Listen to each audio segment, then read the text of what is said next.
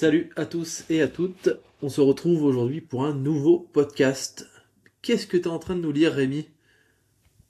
Bah écoute, je suis en train de préparer le prochain podcast qu'on va tourner, potentiellement celui-là d'ailleurs. On va parler des blessures en musculation. On va essayer de faire un petit peu le tour de pas mal de choses qui se disent, parce que c'est vrai qu'on est un petit peu, on est un petit peu perdu dans tout ça. Donc j'étais en train de m'informer un petit peu sur ce légendaire bouquin quand même créé par nos grands auteurs préférés de la vieille Gunzil. Donc j'étais en train un petit peu de revenir, de réviser les basiques quoi, de réviser un Top. petit peu les basiques. Comment ça de ton côté, Greg? Bah écoute, moi ça va super. Et toi en forme? Bah, écoute, moi c'est pareil, très content une fois de plus pour ce podcast. On va délivrer un petit peu un maximum de choses comme d'habitude pour le plaisir de vos petites oreilles.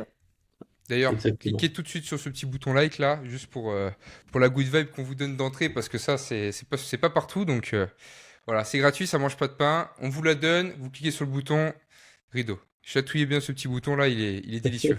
Il est délicieux. Bon, on est parti? On est parti? Allez, c'est moi qui ouvre le bal du coup Ouais, t'en et on prie. est parti? Bon, on va commencer avec une question un petit peu pour ouvrir tout ça. Quelles sont un peu les blessures les plus fréquentes qu'on peut retrouver en musculation? Que toi, tu as peut-être l'opportunité de voir, même sur toi-même, peut-être aussi. Ça peut être intéressant de voir toi, ce que tu eu sur toi et Ouais. ce qu'on retrouve en fait de manière générale chez les pratiquants, quoi. Pour moi, les blessures, de manière générale, ça va être, pour moi, il y en a deux principales, je vais dire. Il y a les douleurs aux épaules, de manière générale. Personnes qui ont des gènes vite aux épaules, généralement, on arrive sur les mouvements développés couchés. Ou alors le bas du dos. Pour moi, c'est les deux grosses blessures sur la plupart des pratiquants de musculation. Bas du dos, moi j'ai déjà eu quelques douleurs, etc. Épaules, je touche du bois, j'ai jamais rien eu. Donc là-dessus, ça va. Mais ouais, bas du dos, c'était un peu sur certains mouvements qui peuvent rentrer en contrainte, suivant le boulot que certaines personnes peuvent faire. Jamais eu en blessure, mais plutôt en douleur assez chronique qui sont restées, suivant certains patterns de mouvement qui était assez fréquent et justement qui engageait beaucoup trop en bas du dos, du coup beaucoup trop sollicité sur un long terme, et du coup forcément au bout d'un moment, bah, amène une gêne et une douleur par rapport à ça. Et épaule qui peut arriver généralement sur des mouvements, comme je disais, comme des mouvements de poussée, beaucoup moins sur des mouvements de tirage, ou alors sur des mouvements d'épaule aussi. Mais pour moi, ça reste les deux grosses gênes, quelques gênes des fois par-ci par-là au niveau des genoux aussi. Mais pour moi, Les ça genoux. reste les deux grosses blessures. Et toi, Rémi, déjà eu Ouais. des blessures? Alors ouais, je rebondis, je trouve que t'as clairement identifié le trio gagnant, hein, épaule, et lombaire, cheville, genou, pardon. Cheville, ça peut arriver, mais c'est quand même souvent le genou avant parce que c'est ce qu'on plie le plus. Mais moi, Oui. ouais, ça m'arrivait d'avoir des douleurs un petit peu aussi au niveau des épaules. Moi, c'est pareil, j'ai des boulots très physiques où j'ai souvent soulevé des caisses à bout de bras, etc. Donc beaucoup de mouvements de répétition qui m'ont aussi un petit peu usé. Le genou aussi, ça m'arrivait un petit peu les genoux, le genou gauche principalement. Pareil, ça, des fois on pousse pas dans le bon axe, un peu de fatigue, un petit peu de pas mal de petites choses qui peuvent faire que on se fait un petit peu mal. Et c'est vrai que nous en muscu, ce qu'on va pouvoir retrouver quand même de manière générale, c'est quand même des tendinopathies, c'est tout ce qui va lié au tendon de manière générale, plus que allez, un peu de déchirure aussi, forcément. Mais la grosse majorité, je pense quand même que c'est clairement du tendon.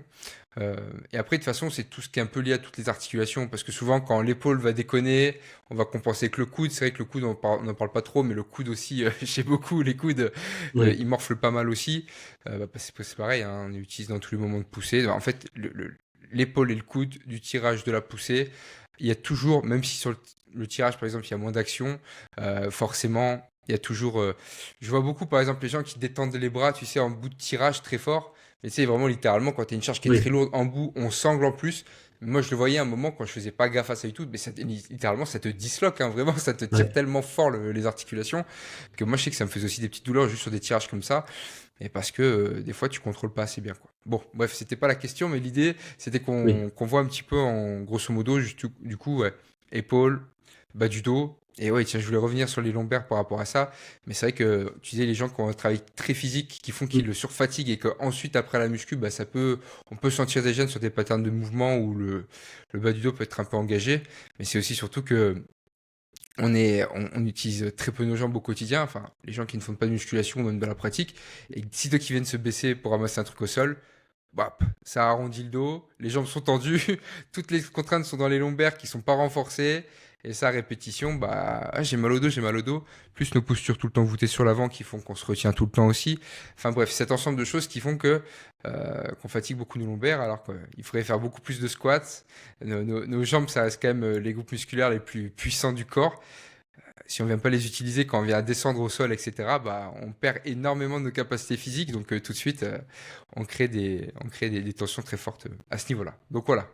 Ok pour ce petit début, mais ouais, de toute façon, en muscu, c'est vrai que fondamentalement, on reste dans des mouvements qui sont très linéaires aussi.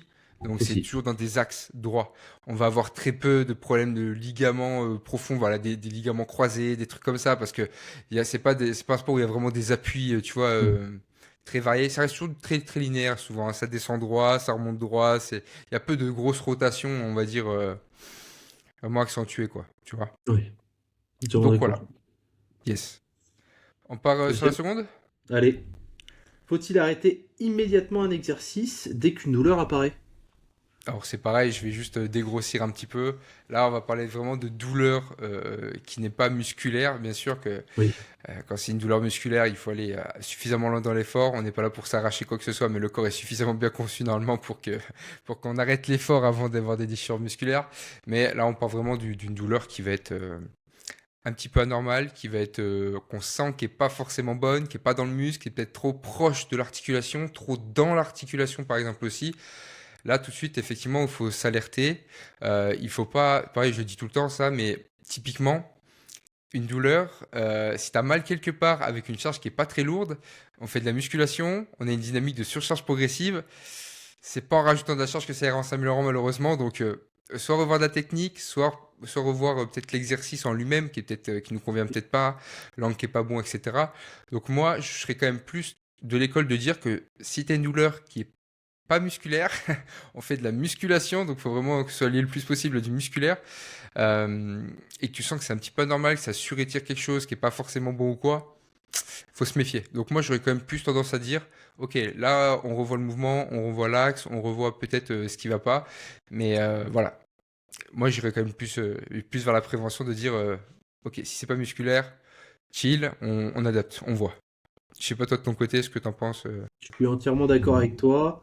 Sur ça, après, j'aime bien regarder comment sont effectués le mouvement pour essayer de comprendre si jamais sur peut-être une surcharge qui a été trop rapide, justement, si ça vient pas de là et que, par exemple, sur un pattern de squat, le genou s'est pas remis au milieu au lieu de rester sur l'extérieur, tu vois. C'est plein de petits détails comme ça que j'aime bien savoir, voir pour savoir. Parce que des fois, ça peut être lié à ça, ou alors ça peut être une personne qui a fait beaucoup de route et du coup, douleur au bas du dos, quoi que ce soit. Et du coup, pareil, essayer de voir si c'est pas juste un instant T et que du coup, cette douleur passe au bout de la deuxième série parce que mal Manque échauffé d'échauffement, ou quoi ouais. que ce soit.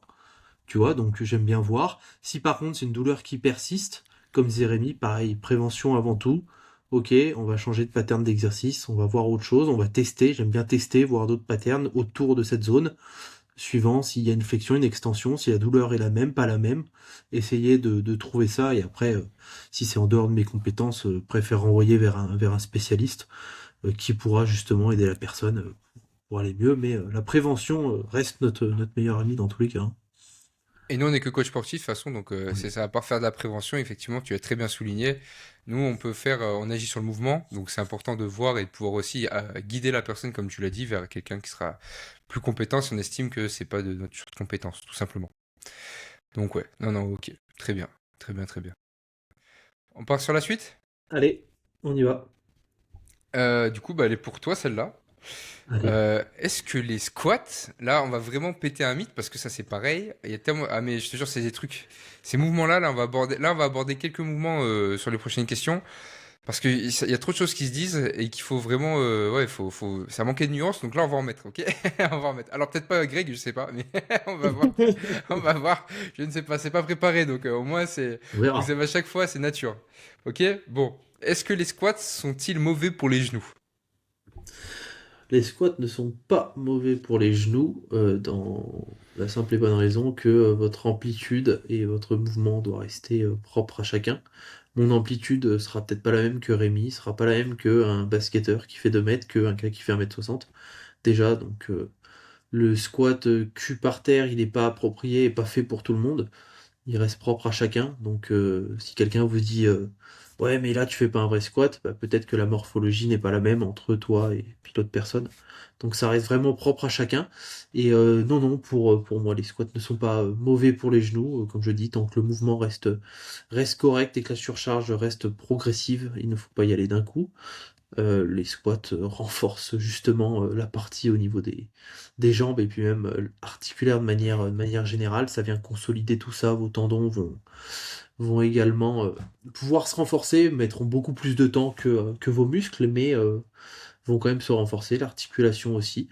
Mais voilà. Ouais, j'en profite du coup pour faire cet aparté sur ce que tu viens de dire. C'est vrai que c'est un truc que nous, on parle pas trop en musculation aussi, mais la musculation, au-delà du renforcement qui est purement musculaire, comme tu l'as dit, c'est aussi Ouais. tendineux, et c'est aussi cette densité osseuse, hein. On vient aussi créer une plus grosse densité osseuse, donc on vient créer des os qui sont plus durs, plus denses, qui vont être un peu plus gros, donc des structures qui vont pouvoir supporter encore un petit peu plus de charge potentiellement. Donc c'est aussi pour ça qu'on vient chercher à faire toutes ces choses-là. Et ouais, je te rejoins à 100% sur le squat, hein, c'est toujours pareil, c'est un pattern de mouvement qui est différent pour tout le monde. Et il y a un truc qu'il faut comprendre, c'est que un squat cul par terre, tout le monde ne peut pas y prétendre. Vraiment. Genre, on peut tous s'améliorer en mobilité. Ça, j'en suis convaincu à 100% et je ne suis pas nuancé là-dessus. Là où je suis nuancé, c'est que bien sûr, on peut s'améliorer jusqu'à un certain niveau. D'accord? On n'est pas tous pareils là-dessus. On va pouvoir le bosser, bosser, bosser. Et c'est toujours pareil. Il y a quelqu'un, lui, en 2 mois où il va bosser sa mobilité, qui est de base pas trop dégueu, il va avoir le cul au sol et il va être incroyable. Toi, tu seras pas cul au sol, tu auras quand même bien bossé ta mobilité, ça t'aura peut-être pris même beaucoup plus de temps. Tu auras une bien meilleure mobilité que ce que tu avais avant, mais tu n'auras jamais la mobilité de ce gars-là qui, lui, naturellement, l'a plus facilement. Et toi, si un jour tu voulais prétendre à la sienne, ce qui peut être possible, peut-être, sous certaines conditions, de certaines charges, tu pourras pas mettre la charge que tu veux, etc., etc. Mais ça va te demander peut-être 3 ans, alors que lui, ça lui a demandé 3 mois, tu vois. Donc c'est toujours pareil, c'est même par rapport à tout ça, on n'est pas tous conçus pour faire les mêmes choses et c'est pour ça que se comparer en permanence par rapport à de la mobilité ou autre, ça dépend de trop de choses. Pareil, nos passifs sportifs indiquent trop aussi ça. Un gamin qui, depuis qu'il est tout petit, il fait de la gymnastique. Toi, mec, t'es raide comme un piqué, t'as fait que de l'athlé, t'as fait que courir par exemple, ou je sais pas, des trucs comme ça. Bah, mec, t'es mort en fait. Genre, juste il y a un moment, lui, il a créé des adaptations tellement jeunes que toi, malheureusement, tu vas juste essayer de courir derrière un truc que t'auras jamais, tu vois. Mais voilà, on peut tous s'améliorer, ça c'est clair à 100%. Par contre, il faut rester lucide sur ce qu'on est capable de faire. Voilà. Exactement. Et donc, je vais cocher justement là-dessus, mais c'est juste pour apporter le fait que un squat, ça peut être fait de plein de manières. On peut faire un quart de squat, un demi-squat, un squat à la parallèle, un squat en amplitude totalement complète, comme tu disais, cul au sol. C'est adapté, de la charge, pas de charge. Même en pattern de squat, on peut faire de la chaise. On parle de chaise en isométrie, par exemple, pour faire du renfort direct sur les genoux. En fait, on peut vraiment le décupler plein de choses. On peut faire des squats latéraux, etc. Voilà, vraiment, le squat, fondamentalement, c'est pas si tu fais pas n'importe quoi. J'aime bien toujours aussi moi donner cette vision-là à mes élèves et aux gens de manière générale, mais la vision hanche, l'alignement hanche, genou, cheville, que toi sous tout soit plus ou moins bien aligné, etc. C'est des choses qui sont assez basiques, qui font que normalement, si on pousse dans des axes où nos articulations sont, on va dire, comme je disais, linéaires, quand c'est relativement droit, qu'il n'y a pas les articulations, elles rentrent pas entre guillemets en confusion entre elles ou dans un sens puis dans l'autre, etc. On parle souvent des genoux qui rentrent, machin. Même si, voilà, on va débunker ça aussi parce qu'on dit que les genoux qui rentrent, c'est pas bon et tout. Moi, personnellement, chez mes élèves, je ne le fais jamais faire. Je fais jamais en sorte que les genoux rentrent. Même si on peut voir que chez des power, par exemple, des gens qui veulent développer une force maximale sur un pattern de mouvement, on voit que certains, dans leur technique de squat, qui pourtant soulèvent des charges astronomiques, ont les genoux qui rentrent, et etc. Et pourtant, c'est des mecs, des squats, ils en ont bouffé, pour faire des squats à 300 kilos, les mecs, ils en ont mangé du squat, tu vois. Donc, ils ont quand même, c'est que leur corps réagit le mieux comme ça possible. Donc, voilà. Toujours une réponse un peu plus nuancée. Factuellement, non. Une fois de plus, si on fait n'importe quoi, c'est comme tous les mouvements muscu et comme tout dans la vie, de toute façon, T'as beau avoir même la voiture la plus sécurisée possible, si tu fonces à 200 dans un mur, bon bah il y a un moment tu fonces à 200 dans un mur quoi. Il y a C'est pas ça. de, il faut aussi se concentrer. Voilà. Et je me permets de rebondir justement Vas-y. sur la partie des squats aussi. Les squats, il y a le back squat, il y a le front squat et il y a aussi d'autres patterns de squat de manière générale, comme l'a dit Rémi. Mais pour prendre l'exemple de Terence, lui, pour le coup, sur un back squat, va avoir une amplitude beaucoup moindre, mais va se mettre en front squat par rapport à ses segments. Il se retrouve cul par terre avec une technique qui est très bonne. Mais sur un back squat, aura énormément de difficultés à descendre cul par terre, alors que sur front squat, il n'y aura aucun problème. Donc ça reste par rapport au segment de la personne, mais on reste toujours, comme dit Rémi, sur un pattern de squat. Donc il faut regarder par rapport à votre morphologie, et c'est propre à chacun. Voilà, c'était juste un petit aparté par rapport à ça. On prend, on prend, on prend, on prend, on prend. La morphologie, c'est important de le prendre aussi en ligne de Très compte, donc important. et surtout sur des mouvements comme ça, de base, on Sur... va dire, qui nous met un petit peu dans des positions auxquelles on est prédestiné au final, hein. Donc, Exactement. on peut pas trop mentir, on peut pas trop Non. fake. On peut bidouiller avec des plaques sous les talons, focus squat et tout ce que tu Oui, veux. oui. Oui, on peut optimiser un peu chaussures de squat et tout. Oui, ça fait du sens de soulever ses talons pour avoir une plus grosse flexion de genoux et tout. Mais fondamentalement, si tu dois prendre du cul sur ton squat parce que tu as des humérus qui font la taille, qui font 2 fois la taille de tes tibias, bah force, enfin force, je veux dire, c'est tout, c'est comme ça. Faut On peut rien y faire. tu pourras faire ce que tu veux avec tes talonnettes et tout ce que tu veux. C'est, C'est mort. c'est échec et mat. Faudra faire d'autres patterns de mouvement pour aller avoir des gros quads, quoi. Bon, yes, next. Question suivante, pour toi Rémi. Alors, on va partir sur un autre pattern. Le soulevé de terre est-il dangereux pour le dos? Bah écoute, à l'image de ce que tu as pu répondre avant, je vais lâcher un bon nom, hein, un nom bien négatif. Non, bah en fait, c'est à l'image de ce qu'on vient de dire, c'est totalement pareil pour le dos. Soulevé de terre, déjà, il y a plein de patterns de soulevé de terre Oui. qui sont moins contraignants qu'un vrai pur soulevé de terre, par exemple. Je vois le RDL, moi que j'adore par exemple utiliser même en musculation pure, qui renforce énormément toute la chaîne postérieure du haut au bas, même si c'est quand même plus focus sur du fessier, un vrai pur RDL, mais les lombaires vont être engagés, on va avoir un très gros engagement des trapèzes, puisqu'il va falloir garder les omoplates bien serrés pour avoir le haut du corps bien gainé. Tout ça bien sûr au détriment des fessiers, mais bien sûr que une charge qui est adaptée, une amplitude qui est adaptée, un mouvement, un pattern de mouvement du coup qui est bien sélectionné, et même si on part juste sur le soulevé de terre purement, non, si la technique est bien faite, si la charge est adaptée, et des fois quand je dis que la charge est adaptée ou que la technique est bien faite, c'est que des fois le dos est si douloureux que le soulevé de terre n'est pas la bonne solution, d'accord? On n'en est pas au stade où justement c'est suffisamment renforcé pour qu'on puisse commencer à mettre un petit peu de contrainte à ce niveau-là. Donc non, factuellement, c'est pas dangereux pour le dos. Par contre, si on vient toujours pareil créer des contraintes mécaniques qui sont euh, trop sur des structures qui ne sont pas adaptées, ça va mal finir. C'est obligé, ça ne peut pas bien se passer, c'est pas possible, c'est normal. C'est normal à 100%. Donc, une fois de plus, c'est pareil, c'est dangereux à partir du moment où tu fais quelque chose que tu ne gères pas. Ça, c'est clair à 100%, sur quelque chose qui n'est pas adapté. Sinon, non. Une fois de plus, comme tu l'avais dit tout à l'heure, si la surcharge progressive est bien adaptée, si la technique monte de manière proportionnelle à la charge, on est bon. En fait, on est bon. C'est juste, enfin, c'est même plutôt l'inverse. Il faut que la charge monte de manière proportionnelle à la technique, parce que c'est quand même la technique qui règne dans tous ces patterns de mouvement, de toute façon dans la musculation même de manière générale. Il faut que la technique soit irréprochable pour s'assurer qu'on travaille en sécurité. Voilà. Bon, voilà, je pense que on avait déjà beaucoup répondu sur la partie Oui, oui, d'avant, oui, donc en soi, je suis entièrement d'accord avec toi et t'as tout dit. Après, ça reste quand même un mouvement, je trouve, qui reste beaucoup un mouvement d'ego aussi, même qui est un très bon mouvement de renfort, mais c'est souvent un mouvement sur lequel on va se challenger si on est deux trois sur le fait de dire ouais, moi je rajoute 10 kilos, etc. Et c'est là où ça peut devenir dangereux. Parce que ça reste un mouvement sur lequel bah, on a tendance à se dire bah, ok je rajoute un peu de poids et puis on voit du coup le bas du dos qui commence à s'arrondir sur la montée, enfin ça reste compliqué. Que le haut du dos s'arrondisse, ça reste moins dangereux que le bas du dos dans une logique qui reste avec une technique potentiellement correcte, mais faut faire attention, quoi. c'est ça, exactement. Et puis c'est pareil, quand vous commencez à arrondir votre dos et que vous l'avez jamais arrondi, bah ça ne Oui. peut pas bien se passer. C'est normal, c'est pareil. C'est comme aller sur un muscle, aller dans une amplitude dont il n'a pas l'habitude, hein, vous le surétirez avec une charge Surtout une charge. sur laquelle il n'est pas prêt, qu'il n'utilise pas d'habitude, dans une amplitude qui n'est pas la sienne.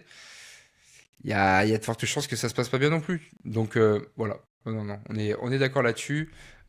C'est vrai que j'avais pas trop vu cet angle-là et t'as bien fait de le souligner, que ce soit le squat ou le soulevé de terre, mais c'est aussi des patterns de mouvement où on peut y avoir un peu d'ego, on peut Oui, chauffer un petit peu, un peu connement, et puis on le sait, comme on est un petit peu dans l'émulsion de groupe, un petit peu, ça peut être un petit peu oui. le. Là, t'as ton pote, tu vois, il finit au sol, le bas du dos, il a le petit snap là, clac, ça a sauté, et il rentre chez lui en boitant, et rideau. Et au Rideau. revoir.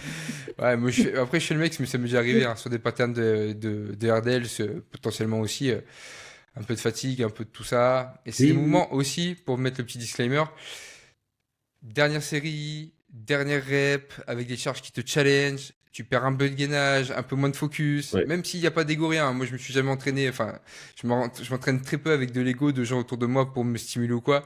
Mais juste, ouais, bah, je sais pas, t'es sur ton 3x12 RDL. Troisième série, t'as la 10e rep, t'as les haltères de 60 dans les mains, t'as un haltère de Ouais. 60 dans chaque main. Là, t'as le gainage qui est un petit peu light et tout. Ça peut aussi, ça peut vite glisser quoi. Tu t'es tapé déjà, je sais pas, t'es vers les allez, 35, 36 potentiellement en répétition avec une charge qui te challenge fort. Voilà, il faut se méfier quoi. Il faut se méfier, mais c'est tout. Sinon, à part ces patterns-là, non, c'est pas dangereux. Et encore, normalement, quand on arrive à ce stade-là et qu'on a quand même géré le truc pour pouvoir gérer la contrainte. Ok, C'est vrai. ok, ok. Bon, la prochaine, du coup, là, ça c'est vachement intéressant. Ça fera un petit rappel à un épisode qu'on a fait dans le passé en plus. Mais du coup, quel est l'impact de l'échauffement, bah, du coup, sur la prévention des blessures? Est-ce que ça a vraiment un impact, selon toi? Est-ce que tu trouves. C'est trop important. L'échauffement, c'est trop important. Plus on est jeune, moins on s'échauffe, malheureusement, entre guillemets, parce qu'on a plus tendance à être un peu plus chaud, etc. Les articulations, ça va. Mais vous le voyez, la plupart des anciens, de manière générale, c'est un échauffement qui est beaucoup plus long, que ça soit échauffement cardio, de manière générale, faire monter un petit peu le palpitant, le cœur sur la plupart du temps des exercices après. Et ensuite, l'échauffement articulaire qui est primordial sur certaines zones, qui est pour moi une prévention des blessures qui est énorme. La plupart du temps, la plupart des blessures, en tout cas chez les personnes que j'ai en coaching, c'est un mauvais échauffement ou une mauvaise gestion de l'échauffement, quoi. Parce que forcément, on a voulu, c'est le truc qu'on peut échapper le plus vite.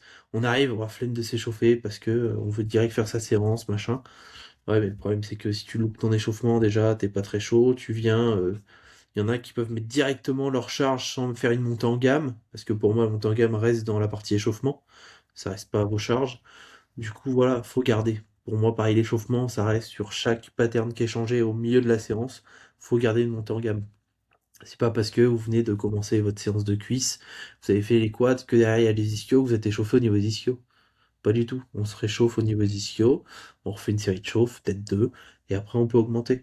Parce que forcément, derrière, c'est comme ça qu'on vient créer des douleurs, des tensions, et c'est pas du tout l'objectif. Et pour moi, ça reste primordial à faire, quoi. Et du coup, moi, j'aime bien avoir personnellement ma petite routine d'échauffement que j'incorpore à chaque fois en début de séance, qui fait une globalité du corps, que ça soit, je la fais aussi bien pour le haut que pour le bas.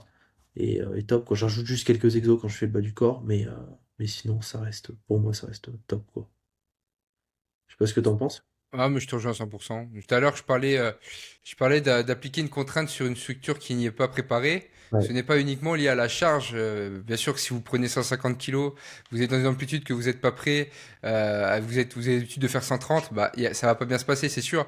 Mais quand je parlais de ça, ça voulait aussi dire, par exemple, arriver sur une série effectifs, donc de travail, sans aucun préparatif en amont. Je parlais tout à l'heure d'un RDL avec les 60 kilos par main. Là, j'arrive, la fleur au fusil. Allez, c'est ma séance cuisse aujourd'hui, je me régale. J'attrape mes haltères de 60, je commence à faire mon RDL comme un prince. Bah, il y a un moment, ça va pas bien se passer. Moi, je sais que quand je faisais des RDL assez lourds comme ça, ben, moi, je faisais au moins 4 ou 5 séries de montée en gamme avant. Mais juste avant de pouvoir prendre mes gros haltères pour pouvoir y aller. Parce que, il y a un moment, il faut que tu te prépares psychologiquement, il faut que tu échauffes les structures, il faut que tu humidifies. Donc oui, l'échauffement, c'est primordial. Pour moi, c'est ce qui prépare vos structures à votre travail en musculation après derrière. Donc, ça fait totalement sens pour la prévention des blessures. Moi, je pense que mon échauffement, il m'a évité, et comme toi aussi de ton côté, il nous a évité beaucoup, beaucoup, beaucoup de gros bobos, quoi. Et moi, je suis pas serein, mais je le sens.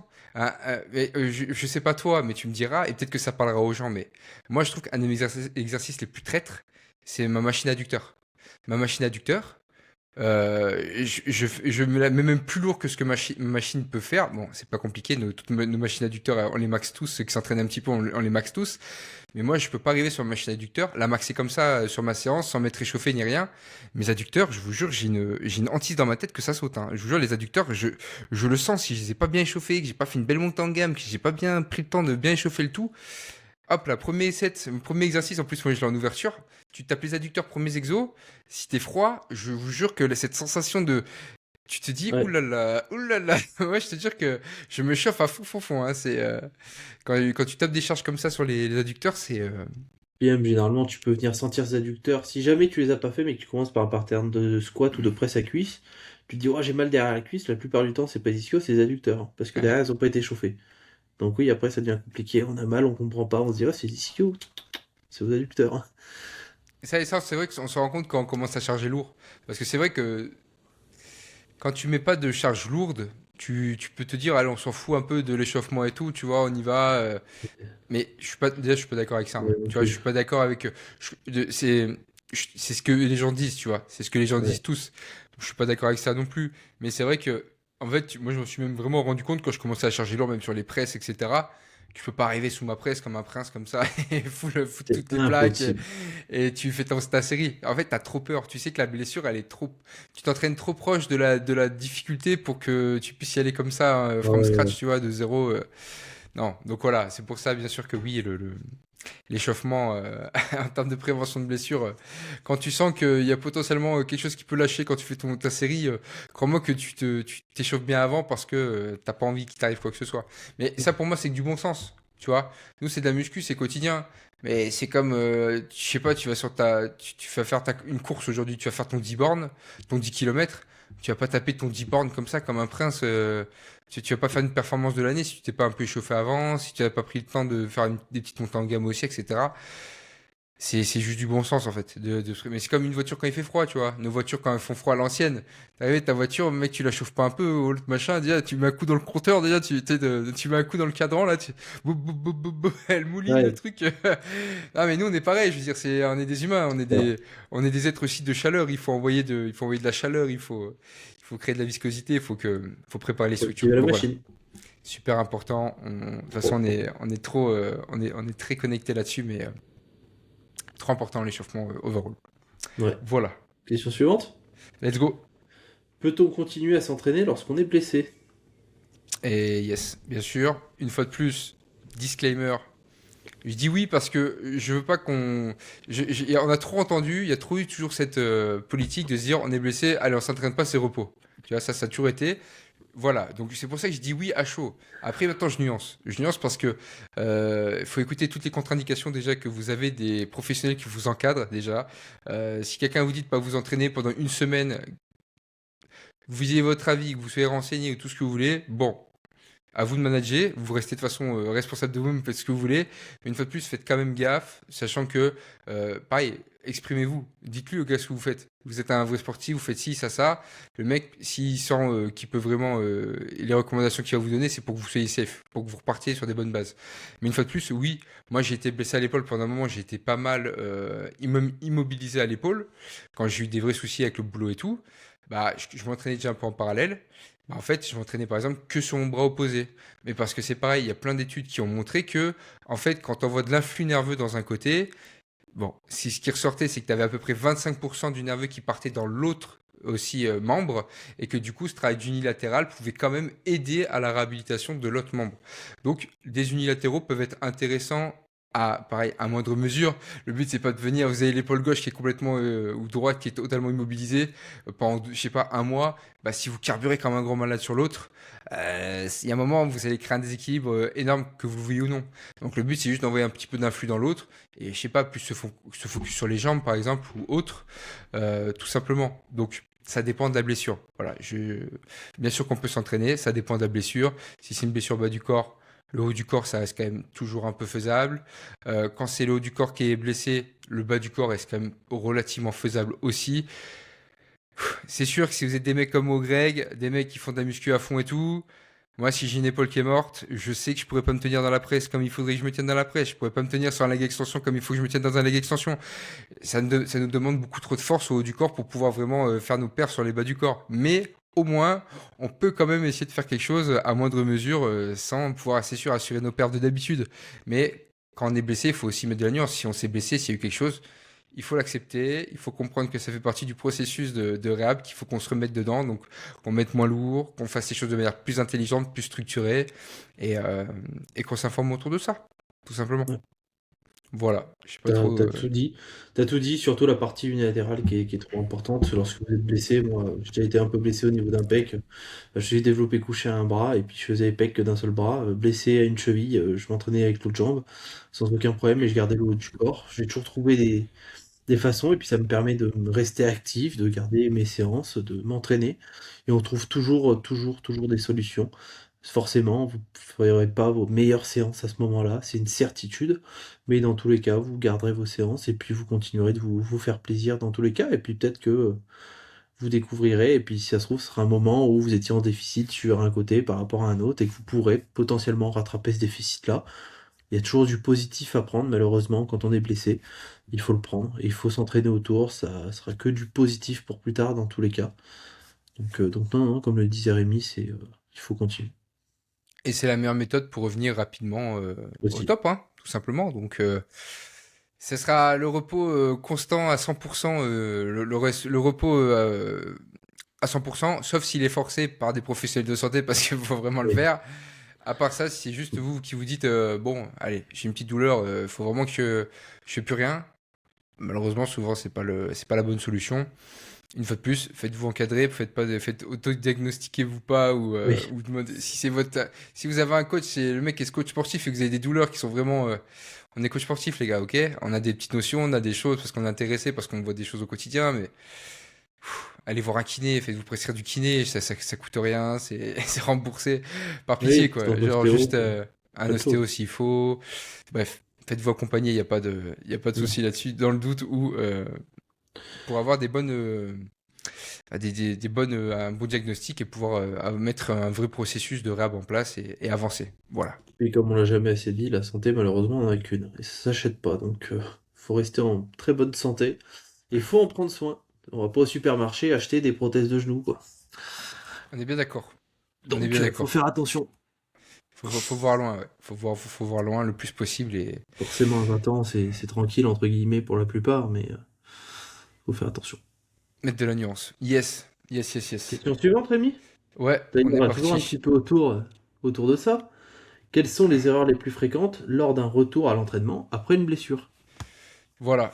Donc, je vais en identifier deux grosses, on va dire. Je vais rester vraiment en surface. Donc, je vais juste transitionner sur ce qu'on disait avant. Du coup, bah, c'est le fait de soit rien faire. Donc, vraiment d'être très inactif. Donc, de se dire, allez, on est blessé, c'est off à fond, plus de dépenses, plus rien. Bah, là, c'est le pire, hein, c'est descente aux enfers. Vous allez fragiliser la zone. Vous allez sûrement reprendre du poids parce que vous avez plus de dépenses. Vous allez manger pour vous réconforter. Et alors là, après, vous êtes dans un engrenage, c'est très très compliqué parce que vous allez revenir, c'est encore plus dur qu'avant. La shape, alors, elle sera éclatée, vous serez vraiment fatigué, amorphe, parce que quelqu'un en plus qui est sportif et qui d'un coup s'arrête à faire du sport, le soir tu dors plus, parce que bah attends, ça se mérite le sommeil, tu vois ce que je veux dire. Donc il y a un moment, on va tout perdre. Donc ça c'est le premier cas de figure, mais on vient de l'énoncer. Donc c'est vraiment ne rien faire. Et dans l'autre cas, c'est souvent en faire trop. D'accord? On est trop pressé, on veut que ça aille trop vite, on veut juste retourner entre guillemets là où on en était avant. Sauf qu'en fait, on vient de se blesser, littéralement. Donc, le problème de faire ça, c'est que soit on va aggraver ce qu'on a déjà, soit on va blesser d'autres zones. Moi, c'est ce que j'ai pu constater même sur moi-même et ce que je constate chez les gens, c'est que t'as mal à l'épaule. Putain, au bout d'un moment, tu fais putain, t'es content, ça va mieux l'épaule. Ah, t'as le coude qui pète là. Tu sens pas, mais tu commences à avoir des douleurs du coude en parallèle, tu vois. L'épaule, ça va mieux, mais tu commences à avoir mal au coude. Mais parce qu'en fait, ton coude compense ta putain de douleur d'épaule, tu vois. Et après, putain, c'est le poignet en fait, le poignet qui morfle. Mais parce qu'en fait, après, du coup, c'est ton poignet. Et après, t'as remal à l'épaule, puis le coude, puis le poignet. Et c'est qu'un ricochet, c'est qu'un yo-yo toujours en permanence. Donc, il faut aussi se méfier de ça. C'est vraiment long, en vrai, les processus pour se remettre en place quand on s'est blessé. C'est beaucoup plus long qu'on le pense. C'est pas juste aller, on fait light 2-3 séances là pour que ça passe et qu'après on y retourne. Une fois de plus, ça dépend de ce qu'on a, d'accord? Mais globalement, quand on parle de blessures, de bons bobos, ce que je vois souvent, et moi je peux avoir ce genre de mentalité là aussi parfois, donc je m'incrimine aussi totalement. Oh putain, ça va mieux là. Tu t'es fait 2-3 séances, t'as fait un peu plus light, t'as fait un peu plus de reps, t'as envoyé plus de sang, tu t'es quand même beaucoup plus écouté pour pas aller dans la douleur, pas dépasser voilà le 3 sur 10, tu vois, on va dire, pour pas juste rester dans la zone du renfort, quoi. Et là, tu dis putain, je suis frais, je suis chaud, boum, tu pars, allez hop là, c'est reparti pour un tour rideau. Mm. Donc Oui. ouais, voilà, moi c'est vraiment les deux antipodes pour le coup, c'est soit être totalement inactif et à l'opposé, reprendre trop vite, trop fort, trop dur et ben en fait juste faire perdurer une tendinopathie qui aurait pu, je sais pas, passer au bout de un mois littéralement. En fait, tu peux la garder pendant des années en fait, hein. Vraiment, ça peut rester et c'est compliqué quoi. Donc voilà. Pour moi, la plus grosse erreur, pour moi, c'est post-blessure, tu viens, qu'est-ce que tu fais? Tu reprends ta charge. Alors que là, déjà, si c'est n'importe quelle articulation, on va partir articulation, il y a de l'instabilité qui est arrivée. Ton pattern de mouvement, bah, faut reprendre un peu les bases pour réussir à te retrouver, à te placer. Bon, si ta blessure, elle a duré 3 jours, ça va aller. Mais bon, si ça fait plusieurs mois, même plusieurs semaines, ça reste compliqué. La plupart, on le voit, ils veulent reprendre la même charge. Non, non, on refait des tours, pas vite, mais tranquille, on prend son temps, on vient chercher en amplitude comme on avait l'habitude, on remonte petit à petit, on se précipite pas sur les charges, même si on se sent à l'aise, parce que c'est déjà arrivé que on arrive, on prend une charge à 70% et on se sent très bien, on hésite même à augmenter, on reste comme ça, on voit, on reprend le temps, on reste sur les sensations, parce que si ça se trouve pendant votre séance, vous n'aurez pas de douleur, mais peut-être que le lendemain, vous aurez mal, et ça là-dessus, on se sent chaud sur le jour même, mais le lendemain, c'est pas pareil. Donc non, sur ce gros point-là, pour moi, il reste vraiment à faire vraiment en vigilance, quoi. Faire attention sur la reprise, à y aller progressivement, doucement, et puis reprendre quelque chose de sain et de correct. Ok, ouais, non, non, je suis totalement d'accord avec toi là-dessus. On a identifié plus ou moins les mêmes choses et je suis d'accord avec toi que c'est très souvent, plus souvent le deuxième cas. Ça va être le premier cas pour les gens qui sont un peu moins Oui, sportifs, ouais, qui eux, plus facilement, ils vont aller vers le fait, allez, ok, là je me suis blessé, ouais, c'est bon, on m'a dit, c'est bon là, ça m'a saoulé déjà là, c'est bon. Et les mecs un peu plus comme nous, dans les dynamiques un peu plus sportives déjà, où c'est un peu plus ouais. ancré, on va être plutôt dans le deuxième cas de figure. Euh, On avait encore deux questions. Je vais Oui. t'en poser qu'une seule qui pour moi, sur lequel celle que j'aurais dû te poser avant, on va pouvoir vraiment le développer. Comme ça, on va se finir avec une belle grosse question. Allez. Euh, Quel est le meilleur conseil que tu donnerais à quelqu'un qui veut progresser tout en limitant au maximum les risques de blessure? Bien s'échauffer. Ok. On s'échauffe bien, pour moi. Le meilleur conseil, si du coup je devais en donner qu'un, c'est échauffez-vous bien, prenez le temps sur vos échauffements, ciblés par rapport aux muscles que vous allez travailler, principalement, et faire des montées en gamme. Pour moi, ça reste les deux gros trucs. Enfin, le meilleur conseil, ça reste basique de l'échauffement. Faire attention, j'en donne qu'un, je te laisserai en donner un autre, toi, peut-être, t'en as sûrement un différent, j'en pense à d'autres, mais pour moi, l'échauffement, ça reste la base de tout, quoi. Prenez votre temps, gardez une routine que vous avez incorporée pour pouvoir vous préparer à l'effort, faites des montées en gamme, et précipitez-vous pas sur les charges, et en réalité, tout va bien se passer. Être à l'écoute de son corps également, mais c'est top, quoi. Yes, ça c'est un super super conseil factuel. Ça c'est factuel, d'accord? Moi maintenant ce que je vais faire, je vais élargir parce que du coup c'est la J'avais plein superbe d'autres choses, réponse. mais je voulais en garder Non, un voilà. seul, mais Et moi je vais élargir comme ça moi. fais-le. Non, t'as très bien fait. En fait t'as super bien répondu. Comme ça moi ça me permet de parfaitement transitionner sur parce qu'en fait je pense que même que je te rejoins. Si tu me dis un seul Ouais. un seul facteur pour vraiment, si pour moins se blesser possible, pour moi, ça va être l'échauffement. Parce que factuellement, comme tu l'as dit, c'est ce qui interagit le plus directement avec ce qui va se passer. Maintenant, moi, je vais aller sur tout ce qui est de manière un peu plus indirecte, le truc un peu plus chiant qu'on parle tout le temps, mais qui a un impact qui est primordial, mais c'est votre hygiène de vie. Voilà. Et comme ça, Exactement. je le réouvre. C'est très simple. On peut parler aussi de votre volume, de votre fréquence, d'avoir un entraînement bien adapté, que vous supportez, auquel vous récupérez. C'est pareil. Ça, on va rester dans du très factuel parce que si vous vous entraînez au-delà de vos possibilités, au-delà de vos récupérations, au-delà de vos capacités, forcément, ça peut pas, à long terme, ça se passera pas bien. Il y a quelque chose qui va sauter pour vous montrer que, en fait, vous n'étiez pas du tout dans le bon. Mais factuellement, c'est pareil. Si vous dormez extrêmement mal, enfin, quelqu'un qui s'entraîne dur à la salle, je le dis tout le temps, moi, le jour de cuisse, si la nuit d'avant, j'ai pas bien dormi, je vous jure que je suis pas serein. Je suis pas Ah ouais. serein. Mais comme tout le monde, tous ceux qui s'entraînent dur, ils le savent. Avant une grosse séance, si t'as mal dormi, c'est pas bon. Donc tu vois, le sommeil est super important. Ce que vous mangez, c'est pareil. D'arriver sur une séance, vous avez bien digéré, vous avez les bons nutriments, vous êtes en forme au taquet. Ça joue énormément aussi. Et voilà, c'est vraiment d'avoir une belle hygiène de vie autour de ça pour pouvoir, entre guillemets, performer en salle et moins se blesser possible. Le sommeil, après du coup l'échauffement et le fait d'avoir aussi cet aspect, ce bon volume, cette bonne fréquence, cette bonne capacité de récupération, on va dire direct par rapport à la séance sur ce qu'on va programmer. Pour moi, le sommeil, c'est aussi un des plus importants, tout simplement. Si vous récupérez pas la nuit quand vous dormez, même vos blessures, vous allez y Ouais. récupérer la nuit pendant que vous dormez en fait. Donc, on en revient toujours un petit peu à la même chose. C'est pour ça qu'on est aussi chiant à travers tous les épisodes et que tout nous ramène au final à ça. Mais c'est parce qu'en fait, c'est pour montrer à quel point c'est crucial. En fait, c'est vraiment l'hygiène de Mm. vie, votre quotidien a un impact direct sur tout ce que vous faites. Et là, on parle d'entraînement une fois de plus, mais on pourrait parler de tout dans la vie, vos interactions, votre énergie, vos choix, vos décisions, bref. Mais là, pour réouvrir un petit peu la chose, voilà, je trouve que c'était bien qu'on conclue un petit peu sur l'hygiène de vie. Et, euh, et puis Ouais. voilà. Moi, j'ai C'est fait la réponse primordial. facile. Toi, tu as fait la Ouais, réponse. mais c'est primordial. Ouais. Ça reste des facteurs qui sont primordiaux dans tous les cas, hein. C'est le BABA, hein. Yes. Bon, bah écoute, je pense qu'on aura fait un petit tour aussi. On aura parlé un petit peu de tout ça. Ouais. Pareil, c'est pas des sujets dans lesquels on va vraiment en profondeur. C'est vrai qu'on aurait pu aller peut-être un peu plus loin dans les types de blessures, mais une fois de plus, on va pas les s'embêter. Nous, en musculation, ce qu'on voit le plus, Oui. tendinopathie, potentiellement des petites déchirures, mais je vous jure, c'est C'est rare. 99% du temps de la tendinopathie, parce que les grosses déchirures, c'est les mecs qui mettent lourd, c'est les mecs, et même les mecs qui mettent lourd, en vrai, ils se font pas toujours si mal que ça, ils se font mal parce que la fatigue, etc., etc., ils se Oui, challengent oui, ou beaucoup une et tout. amplitude qui est pas Voilà. adaptée avec une charge C'est c'est un trop pourcentage importante. de gens qui est. J'aimerais bien juste savoir le pourcentage en musculation de tendinopathie ou dans les sports même annexes, un crossfit, Tendinite, c'est aerox et énorme. tout.